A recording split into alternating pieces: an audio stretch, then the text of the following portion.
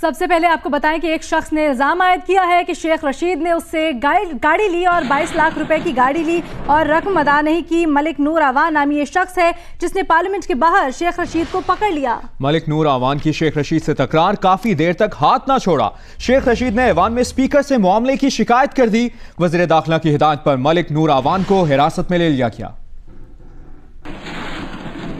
Parliament में आया बिन बुलाया मेहमान, शेख रशीद से झगड़ा किया, रकम की वापसी का मुतालबा किया। पार्लियामेंट की राहदारियों में मुस्लिम लीग जापान के सदर मलिक नूर आवान ने शेख रशीद को पकड़ लिया और 22 लाख रुपए का मुतालबा किया। इस दौरान दोनों में तल्ख कलामी भी हुई। बड़ी गड्डी ने मेरा गरीब आदमी है 22 लाख रुपया नहीं मैंने शेख साहब से आया नहीं माते कहना दो माते कह मंडल मस्जिद चलो नहीं खुदा आज हजो नाजर या देखो तुझे नहीं खुदा हजो नाजर क्या आओ मंडल मस्जिद कुरान नहीं मस्जिद चलो नहीं शेख साहब मैंने अकल आदमी कमाई है मैं 22 लाख रुपए की तुसी मड़ी कर नहीं शेख साहब आज नहीं मस्जिद चलने हो नहीं छप फड़ो क्यों फड़ो मैंने पैसे देने ला मोहम्मद नहीं। मलिक नूर आवान का दावा है कि शेख रशीद ने उनसे गाड़ी ली और 22 लाख रुपए अदा नहीं किए। ये भी कहा कि शेख रशीद उनका फोन नहीं उठाते। 10-12 ज्यादा कितने साल हो गए इन्होंने मेरे पैसे देने। मैं बार बार इनसे रिक्वेस्ट करता हूँ कि मेरे पैसे दे, मैं गरीब आदमी हूँ, मेरे पैसे क्यों नहीं देते आप?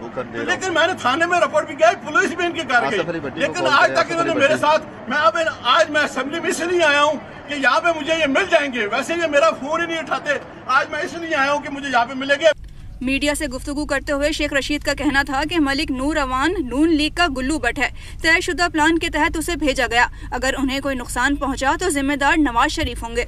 आज एक शख्स आया, कहता कितने साल पहले मैंने उसके 24 या 22 लाख रुपए देने और वो मुझे वसूल करने असेंबली के अंदर आ गया और सारे लोगों को उसने पहले से बताया कि आज ये होना है। टीवी कैमरों में देख लें ये किन के साथ खड़ा होता है, वो कौन से लोग हैं जिनके साथ ये गुल्लू बैठा है नून लीग का। और मैं यहाँ से जाने के बाद मुझे इसका नाम नहीं पता है। मैं सेक्रेटेरिएट थाने में जाकर रिपोर्ट दाखिल करने जा रहा हूँ। अगर मुझे कोई नुकसान पहुंचा तो नवाज शरीफ शहबाज शरीफ जिम्मेदार होंगे। वजीर दाखिला चौधरी निसार का कहना था कि शेख रशीद से झगड़ा करने वाले शख्स को हिरासत में ले लिया गया है। स्पीकर कौमी असेंबली की हिदायत के मुताबिक कार्रवाई की जाएगी। मामले पर बात करते हुए कौमी असेंबली में अपोजिशन लीडर खुर्शीद शाह ने मुतालबा किया कि शेख रशीद से झगड़ा करने वाला शख्स पार्लियामेंट में किसकी इजाजत से आया, मामले की तहकीकात की जाए। शेख रशीद से शहरी के झगड़े का वाकया। शेख रशीद ने मुकदमा दर्ज कराने के लिए थाना सेक्रेटेरिएट में दरखास्त दे दी है। शेख रशीद ने दरखास्त में कहा है कि मलिक नूर नामी शख्स ने पार्लियामेंट में उन पर हमले की कोशिश की, वो जान बचाकर असेंबली में दाखिल हुए। शेख रशीद ने यह भी कहा कि उन्हें वजीर दाखिला ने भी दादरसी की यकीन दहानी करवाई थी। शेख रशीद का मजीद कहना था कि इससे पहले उन्हें फ़ोन पर भी धमकियां दी गई थीं, जबकि मलिक नूर आवान नामी शख्स को हिरासत में लेने के बाद थाना सेक्रेटेरिएट मुंतकिल कर दिया गया है। शेख रशीद से शहरी के झगड़े का वाकया और आपको तफसीलात से आगाह कर रहे हैं। मजीद अपडेट्स लेते हैं हमारे नुमाइंदा कंबर ज़ैदी से। कंबर बताइएगा, शेख रशीद ने दरखास्त में मजीद क्या मौक़िफ़ अपनाया?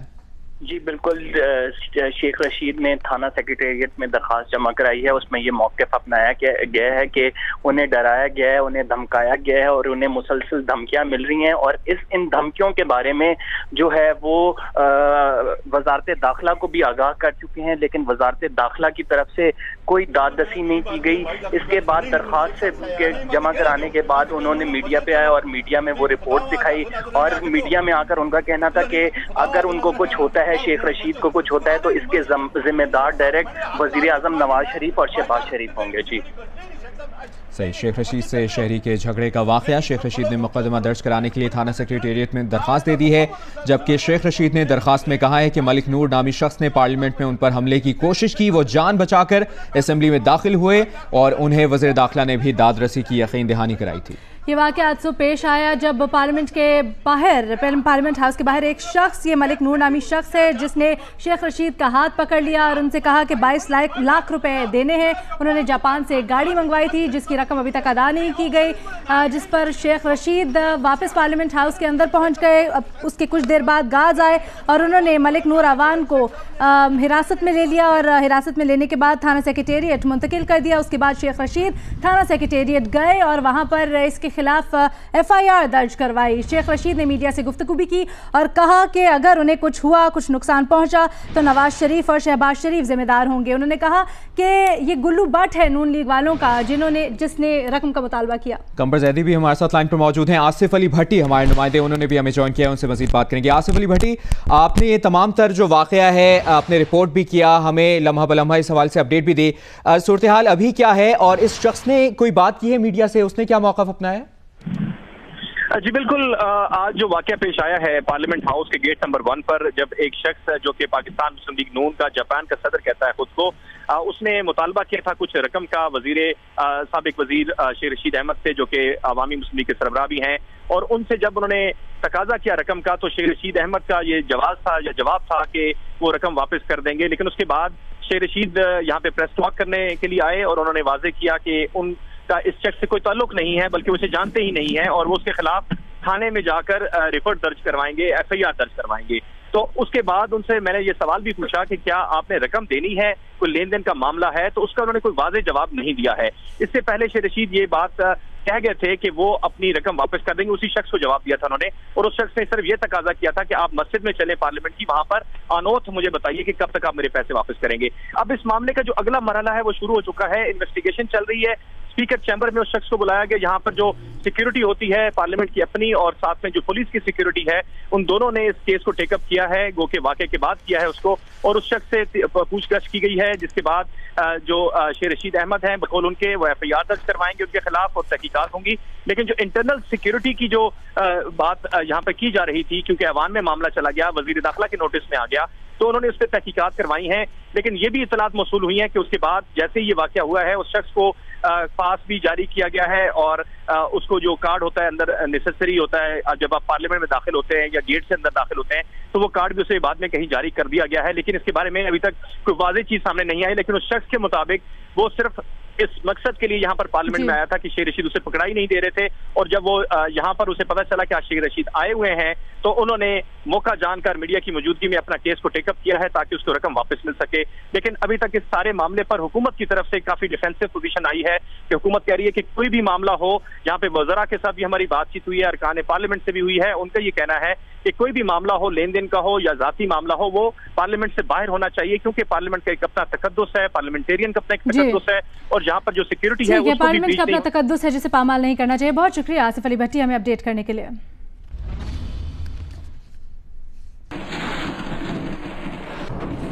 खबरों के सिलसिले को आगे बढ़ाते हैं। आपको बताएं पनामा केस की JIT के सामने हसन नवाज की आज दूसरी पेशी है।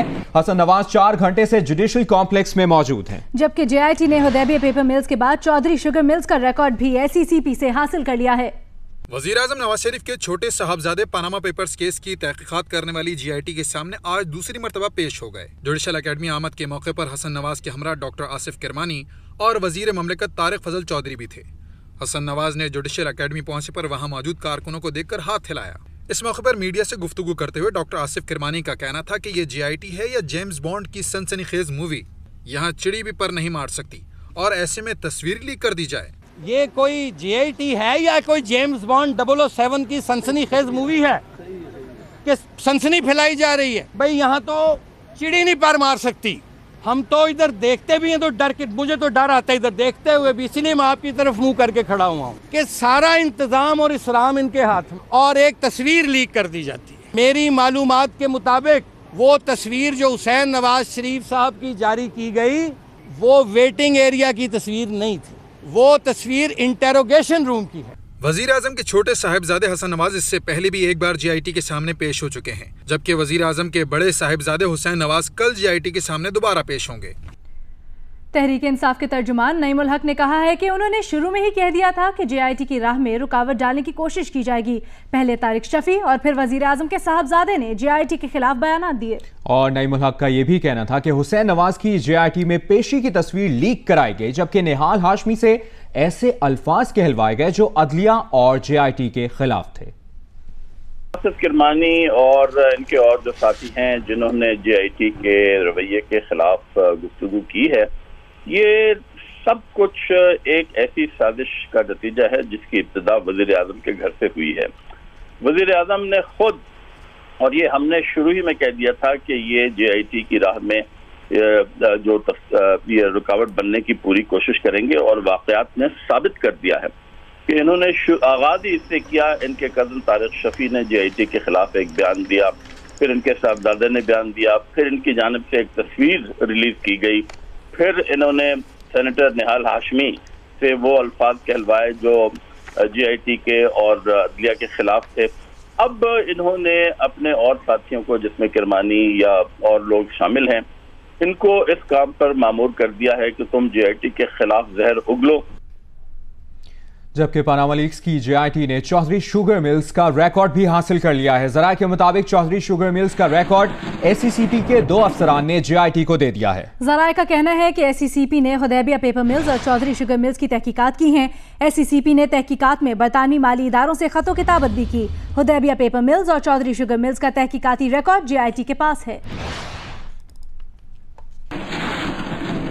पनामा लीक्स की तहकीकात। मुश्तरका तहकीकाती टीम ने हुदैबिया पेपर मिल्स के बाद शरीफ खानदान की चौधरी शुगर मिल्स का रिकॉर्ड भी हासिल कर लिया। GIT security and exchange commission से मिलने वाले रिकॉर्ड से मुतालिक तहकीकाती रिपोर्ट सुप्रीम कोर्ट में जमा करा चुकी। जराये कहते हैं कि चौधरी शुगर मिल्स का रिकॉर्ड SCCP के 2 अफसरान आबिद हुसैन और माहीन ने फराहम किया। Abid Hussain executive director supervision wing जबकि माहीन डायरेक्टर इन्फोर्समेंट विंग हैं। SCCP ने पनामा पेपर्स मंजरेआम पर आने के बाद हुदैबिया पेपर मिल्स और चौधरी शुगर मिल्स की तहकीकात की। इस सिलसिले में बरतानवी मालियाती इदारों से खतों किताबत भी की।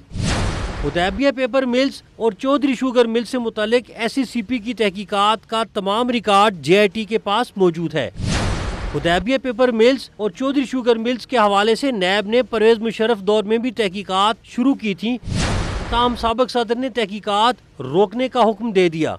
जनरल रिटायर्ड शाहिद अजीज ने रिटायरमेंट के बाद तहकीकात रोक देने के हुक्म से मुतालिक मीडिया को भी आगाह किया था। साथी रिपोर्टर अशरफ मलखम के साथ ताहिर अब्बास, जियो न्यूज़ इस्लामाबाद। आपको बताएं कि चेयरमैन पीपल्स पार्टी बिलावल भुट्टो जरदारी ने एक बयान में कहा है कि तसादुम पर इदारों के हक में मुस्लिम लीग नून के खिलाफ मुजाहिमत होगी। किसी को अपने खानदान के लिए इदारे कुर्बान नहीं करने देंगे। बिलावल भुट्टो का यह भी कहना था कि हमारे अदालती कत्ल हुए, लाशें उठाई, लेकिन इदारों से तसादुम नहीं किया। तख्त रावण भूल जाए कि वो अपने खानदान के लिए इदारे कुर्बान करेंगे। हम मुल्क के आईनी इदारों के साथ खड़े हैं, नवाज शरीफ को माजी दोहराने नहीं देंगे।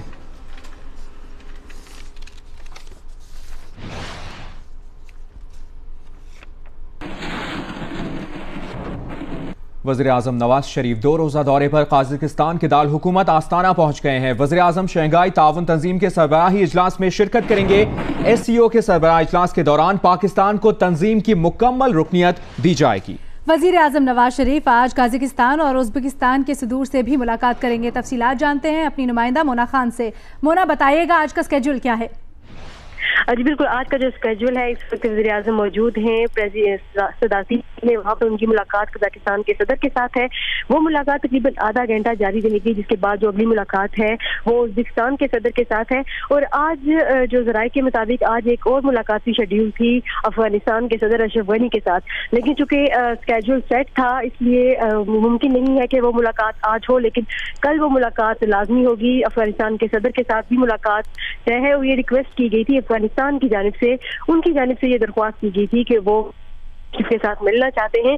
और जो मुलाकात का एजेंडा फिर पाकिस्तान की जानिब से तैयार किया गया था, उसमें यह कहा गया था कि अफगानिस्तान के साथ उन तमाम अमूर पर बात की जाएगी जो काबुल में धमाके के बाद जो अफगानिस्तान की जानिब से पाकिस्तान पर इल्जामात लगाए गए, उस हवाले से वो नुक्ता उठाया जाएगा और कहा जाएगा कि अगर अफगानिस्तान इल्जाम लगा रहा है तो उस हवाले से तमाम सबूत भी मुहैया किए जाएं ताकि फिर पाकिस्तान देखे, लेकिन अगर सबूत नहीं है तो फिर अफगानिस्तान पाकिस्तान के ऊपर इल्जामात ना लगाए। ये एजेंडा तैयार किया गया था टीम की जानिब से और ये मुलाकात अब कल होगी अशरफ गनी के साथ। और इसके अलावा भारतीय वज़ीर आज़म आज पहुंचेंगे 3:30 बजे के करीब, तो उसके बाद शाम को कॉन्सर्ट होगा, उसके बाद इशाया होगा जिसमें तमाम सरबराहान शिरकत करेंगे। ये भी कहेगा खलीजी ममालिक के ताल्लुकात के हवाले से वज़ीर आज़म ने क्या बात की है, क्या बयान दिया?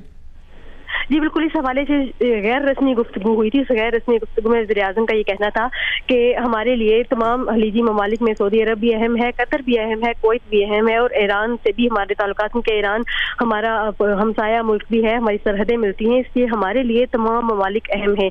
और उनका ये कहना था कि जो वहाँ पर तनाज़ात चल रहे हैं, जो मामला वहाँ पर चल रहा है, उसमें अगर पाकिस्तान सफारती सतह पर अपना किरदार अदा कर सकता है कुछ उनके मामलात हल करने के लिए, तो पाकिस्तान अपनी सफारती टीम तमाम ममालिक 45 में भेजने के लिए भी तैयार है, ताकि अगर उनका मामला अगर इस तरह से हल हो सकता है तो पाकिस्तान इस पॉजिटिविटी के लिए अपना किरदार अदा करेगा। सही। वज़ीर आज़म ने कहा है कि पाकिस्तान खलीजी ममालिक के ताल्लुकात बेहतर करने में सालिसी के लिए तैयार है और 2 रोज़ा दौरे पर कज़ाकिस्तान के दारुल हुकूमत आस्ताना पहुंच गए हैं। वज़ीर आज़म, आपने अपडेट किया, बहुत शुक्रिया। मोना खान।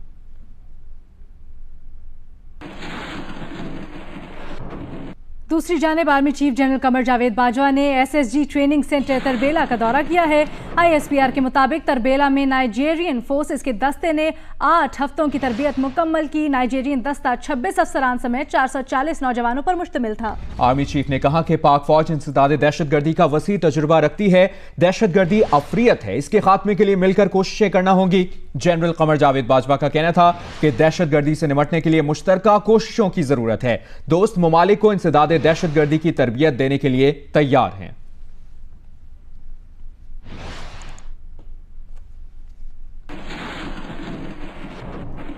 मस्तूंग में दाइश का इंफ्रास्ट्रक्चर बनाने की कोशिश नाकाम बना दी गई है। 12 दहशतगर्दों को हलाक किया गया है, यह बताना है ISPR का। ISPR ने मस्तूंग में कामयाब ऑपरेशन की तफसीलात भी जारी कर दी हैं। ISPR के मुताबिक कलअदम लश्कर जंगवी अल आलमी के 10 से 15 दहशतगर्दों के मस्तूंग से 36 किलोमीटर दूर स्पलेंजी के करीब एक गार में मौजूद होने की इत्तला थी, जिस पर सिक्योरिटी फोर्सेस ने कार्रवाई करते हुए 2 खुदकुश हमलावरों समेत 12 दहशतगर्द हलाक कर दिए, जबकि फायरिंग के तबादले में 2 अफसरों समेत 5 सिक्योरिटी एहलकार जख्मी हुए। गार में छुपे दहशतगर्दों ने सख्त मज़ाहमत की। क्लियरेंस ऑपरेशन में मुश्किल चैलेंज का सामना रहा। ऑपरेशन वाले इलाके में 250 मीटर तवील खाई और गार आड़े आए। ताहम इंटेलिजेंस और सिक्योरिटी फोर्सेस ने दहशतगर्दों का ठिकाना क्लियर कराने के लिए बहादुरी से लड़ाई की। ISPR के मुताबिक कलअदम तंजीम बलूचिस्तान में दाइश के ठिकानों के लिए सहूलत फराहम करना चाहती थी। JUIF के रहनुमा अब्दुल गफूर हैदरी पर खुद को हमला करने वालों को भी इसी गार से भेजा गया था। सिक्योरिटी फोर्सेस ने गार में IED बनाने का मरकज तबाह किया, जबकि 50 किलो धमाका खेज मवाद, 3 खुदकुश जैकेट्स, 18 दस्ती बम, 6 रॉकेट लॉन्चर्स, 4 लाइट मशीन गने, 4 स्नाइपर राइफलें और 38 कम्युनिकेशन सेट्स बरामद किए गए। कामयाब ऑपरेशन से पाकिस्तान में दहशतगर्दी करने की कोशिशें नाकाम बनाई गईं। आर्मी चीफ ने कामयाब ऑपरेशन पर सदर्न कमांड, इंटेलिजेंस एजेंसीज और दस्तों को सराहा। पंजाब यूनिवर्सिटी लाहौर के प्रोफेसर्स ने सिंडिकेट का इजलास बुलाने पर कायम-मकाम वाइस चांसलर के खिलाफ एहतजाज किया। असातिज़ा का मौक़िफ़ था कि कायम-मकाम वाइस चांसलर सिंडिकेट का इजलास बुलाने के मजाज ही नहीं, जबकि अदालती हुक्म में इब्तना भी मौजूद है। उम्मे फरवा की रिपोर्ट देखिए। पंजाब यूनिवर्सिटी लाहौर में सख्त पहरे में सिंडिकेट इजलास। प्रोफेसर पहुंचे तो कायम मकाम vice chancellor doctor Zafar Moin से झगड़ा हो गया। यूनिवर्सिटी इंतजामिया ने गेट बंद करके प्रोफेसर को VC ऑफिस से निकालने की कोशिश भी की। ये जो हम सिंडिकेट की मीटिंग कर रहे हैं, इस सिंडिकेट की मीटिंग का पर्पस सिर्फ और सिर्फ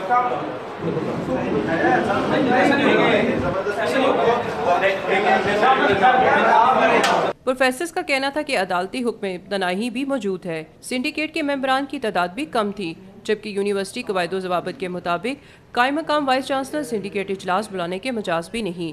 इसके बावजूद इजलास जारी रखा गया। एक्टिंग वाइस चांसलर या वो वाइस चांसलर जो रेगुलर नहीं है, they can not assume the role of a regular vice chancellor. High court के हुक्मनामे के मुताबिक और जो सिविल कोर्ट का स्टे मौजूद है, अगर आप इसे फोकस कर सकें तो जो लास्ट पैरा है वो क्लियर कट स्टे का कह रहा है कि सिंडिकेट की जो मीटिंग 8/6/2017 को होने जा रही है, उस पे हुक्म इम्तनाई है नेक्स्ट तारीख तक।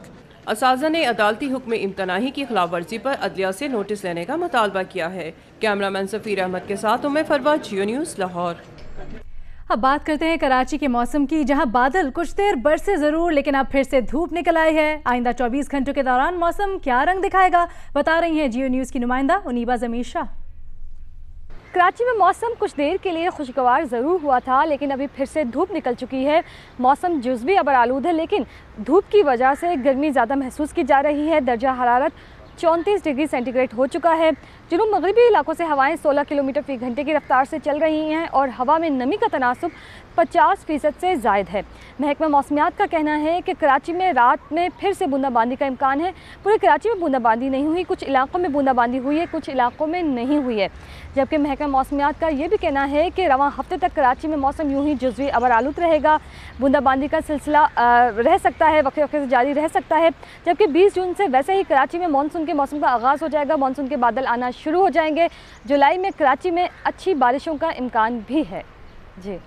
जबकि पानाचनार शहर और गिरदनवाह में बारिश और जालाबारी हुई, जिससे मौसम खुशगवार हो गया। तफसीलात बता रहे हैं जियो न्यूज़ के नुमाइंदे अली अफजल अफजाल। कबैली इलाके पाराचनार में दूसरे रोज भी बारिश और पहाड़ी इलाकों पर जालाबारी का सिलसिला जारी है। इस वक्त मैं पाराचनार के कचहरी रोड पर मौजूद हूँ। पाराचनार शहर और मुल्का मैदानी इलाकों में भी दूसरी रोज़ भी बारिश का सिलसिला जारी है, जबकि कोहे सफ़ेद समेत मुख्तलिफ पहाड़ी सिलसिलों पर जालाबारी हो रही है। मौसम मज़ीद खुशगवार हो गया है और गर्मी का ज़ोर टूट गया है। रोज़ादारों का कहना है कि रोज़ादारों के लिए ये अल्लाह पाक का खुसूसी तोहफा है। रुख करते हैं गिलगित बल्तिस्तान का, जहां जिला खिजर में गर्मी में इजाफे के बायस दरिया और नालों में पानी का बहाव बढ़ने के साथ साथ नशेबी इलाकों में कटाव का सिलसिला भी शुरू हो गया है। मजीद बता रहे हैं जियो न्यूज़ के नुमाइंदे जावेद इकबाल। जी बिल्कुल, गुज़िश्ता एक हफ्ते से ज़िला गिजर का मौसम जो है मुकम्मल तौर पे साफ़ है और गर्मी में इजाफा होता जा रहा है। और साथ साथ जो सबसे बड़ा मसला यहाँ के जो नशीबी इलाकों में रहने वाले लोगों का है वो ये कि जो दरिया के बहाव में इजाफा होता है, मुख्तलिफ ग्लेशियर्स पिघलने से दरिया बढ़ रहा है, तो साथ साथ उनकी जो ज़मीनों के कटाव का सिलसिला भी होता है, जिससे यहाँ के लोगों को शदीद परेशानियों का सामना है। यहाँ के अवामी हल्कों ने मुतालबा किया है हुकूमत गिलगित बल्तिस्तान से कि वो फौरी तौर पर जिन इलाकों का कटाव का सिलसिला जारी है वहाँ पर हिफाजती बंद तामीर की जाए ताकि उनको उनके ज़मीनों को नुकसान से बचाया जा सके। औरत हर मैदान में मर्दों के साथ काम कर रही है। मुल्तान की बहादुर खातून पुलिस ऑफिसर नाज़मा मुश्ताक एक ऐसी ही मिसाल है जो मर्दों के पुलिस स्टेशन में दूसरी मरतबा बतौर SHO तैनात हुई हैं। मैमूना सईद की रिपोर्ट।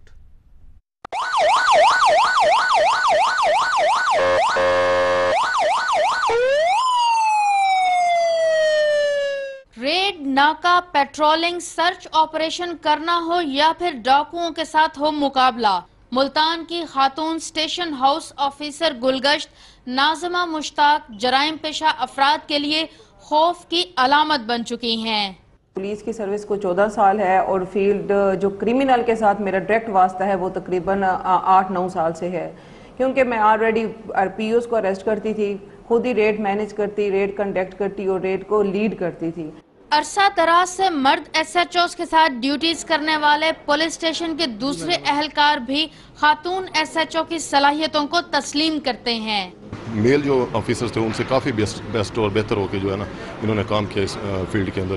नाज़मा कहती हैं उनकी कामयाबियां वालदा और शौहर के दम से हैं।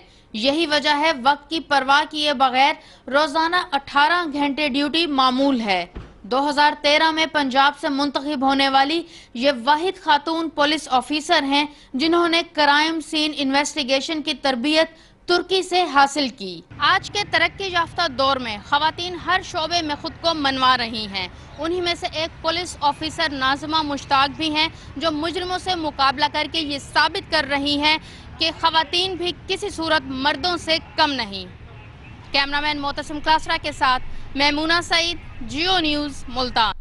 जियो के प्रोग्राम जियो खेलो पाकिस्तान में नमाद की बरसात जारी है। गुज़श्ता रोज़ भी नशरियात के दौरान 11 तोले सोना, LED टीवीज़, 2 गाड़ियां और दर्जनों मोटरसाइकिल समेत दीगर इनामात गेम शो के शुरका ने जीते।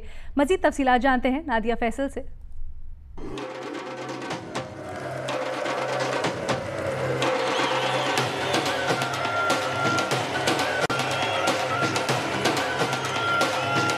ये है जियो खेलो पाकिस्तान की 11वीं नशरियात, जिसमें बजरिया कुरान अंदाजी मुंतखब होने वाली खुशकिस्मत फैमिली आखिरकार बगैर डील किए जीत गई 11 तोले सोना, मोटर बाइक, LED टीवी, बच्चों की साइकिल और दीगर इनामात।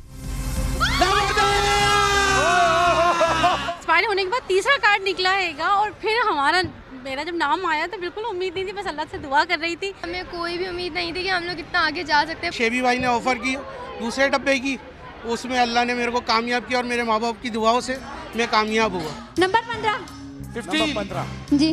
11वें शो की एक और बड़ी जीत बड़ी उम्मीदों से आई एक और फैमिली की हुई, जिनकी किसी भी टेलीविजन शो में पहली शिरकत उस वक्त रंग लाई जब वो अचानक एक ब्रांड न्यू गाड़ी की हकदार करार पाई। थैंक यू बहुत जबरदस्त नंबर बताया आपने ऊपर से।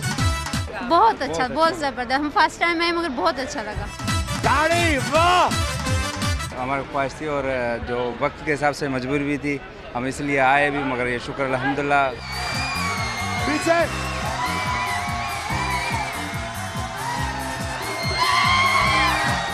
कीमती इनामात से कहीं ज्यादा वसीम अकरम और शोएब अख्तर की मेजबानी एक बार फिर हाजरीन के नजदीक सुपरहिट और उनकी पसंदीदगी में सरे फहरिस्त रही।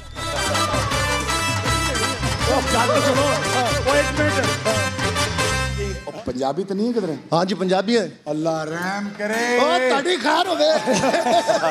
पंजाबी हो गए ते म्यूजिक होवे ते अल्लाह ही रोके फिर। मैं बहुत बड़ी फैन हूँ शोएब अख्तर की। शोएब अख्तर और वसीम अकरम बहुत अच्छा एक्सक्लूसिव शो हीरो हैं। होस्ट जब बन चुके हैं वो लोग यहाँ जियो पर, तो 4 चांद इस शो में लगा दिए उन्होंने। 12 घंटे बैठे हैं, पता नहीं चला, लेकिन यहाँ से जाने का दिल नहीं चाह रहा। मैं क्रिकेट की बहुत शौकीन है, बहुत शौकीन है, हमारा पूरी फैमिली बहुत शौकीन है, हमको बहुत अच्छे लगते हैं। यस 230 बहुत 18 मोटर बाइक्स, 2 गाड़ियां, 3 उम्रे की टिकट्स और 11 तोले सोना जियो खेलो पाकिस्तान के 11वें शो के खुशकिस्मत खिलाड़ियों की जीत में टॉप पर हैं। क्रिकेट के 2 बड़े लेजेंड्स की मेजबानी में जियो के इस मेगा गेम शो ने यकम रमजान से हर तरफ धूम मचा रखी है। कैमरामैन अदनान अली के साथ Nadia Faisal, Geo news Karachi. We'll see you tomorrow. जियो खेलो